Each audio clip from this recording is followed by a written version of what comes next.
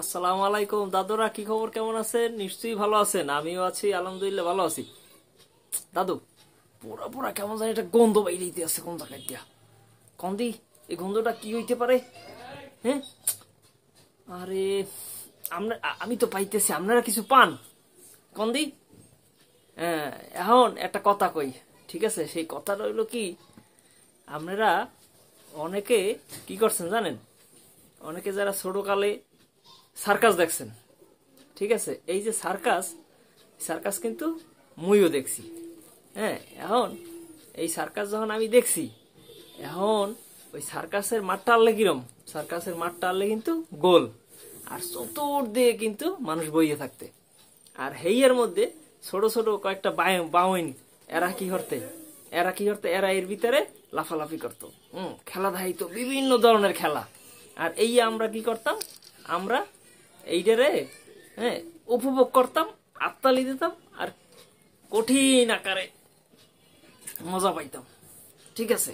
এখন দাদু, কথা কিন্তু এইটা না, কথা হইলো এখন আমরা তো হইলো জনগণ। জনগণ ওই সময় খেলা দেখে হাততালি দিছি। আর এখন বাংলাদেশের যে পরিস্থিতি, এই পরিস্থিতিও এখন হইলো ওই ডুগডুগি ডুগডুগি খেলা খেলাইতে আছে, আর আমরা সবাই হাততালি দিতে আছি, নকট হাইতে আছি, এরকম একটা অবস্থা।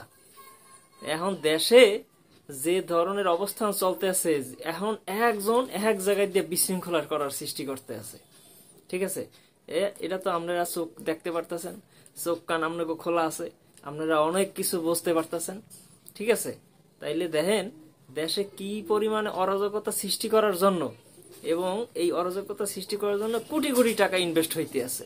হ্যাঁ, এইগুলা কোথা দিয়ে আসতেছে, কেমনে হইতেছে, কি কি করতে চাইতেছে, এখন একটু অবস্থাটা বুঝে দেখেন।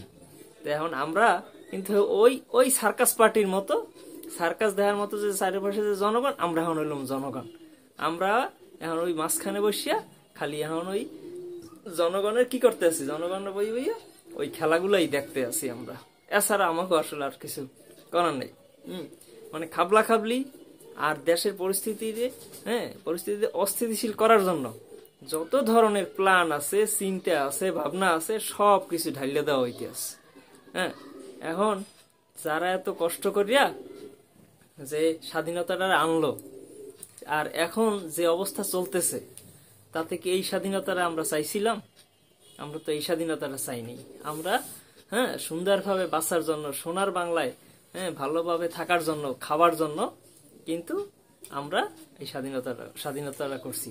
কিন্তু এখন অবস্থাটা দেখেন, আপনি যেদিকে চাইবেন সব দিক অস্থিরতা, বাজারে অস্থিরতা, ঠিক আছে, রাস্তাঘাটে অস্থিরতা, হ্যাঁ, বিভিন্ন প্রকল্পে অস্থিরতা, হ্যাঁ, রাস্তাঘাটে অস্থিরতা, মানে সব দিক থেকে অস্থিরতাটা এমন একটা অবস্থা সৃষ্টি করছে, জানো, এখন মানুষে জানি কয় যে না, আগেরটাই ভালো ছিল, আগের যে যুগ গেছিল ওই যুগটাই ভালো ছিল।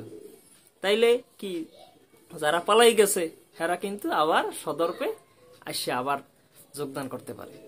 ঠিক আছে? কিন্তু আমাদের চোখ কান কিন্তু খোলা রাখতে হইবে দাদু।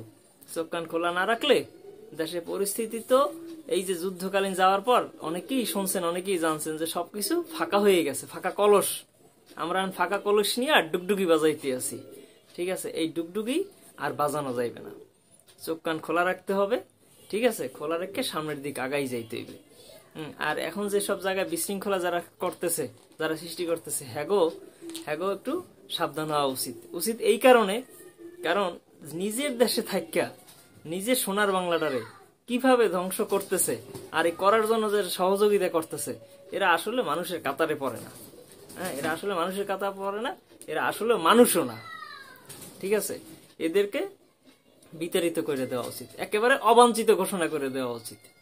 ঠিক আছে? তা না হইলে এই দেশ এখন যে বর্তমানে অবস্থা চলতেছে, এই পরিস্থিতি ঠান্ডা হওয়ার মতো না। ঠিক আছে? যাই হোক, অনেক কথা বলে ফেললাম। ঠিক আছে? ভালো থাকবেন। আল্লাহ হাফেজ।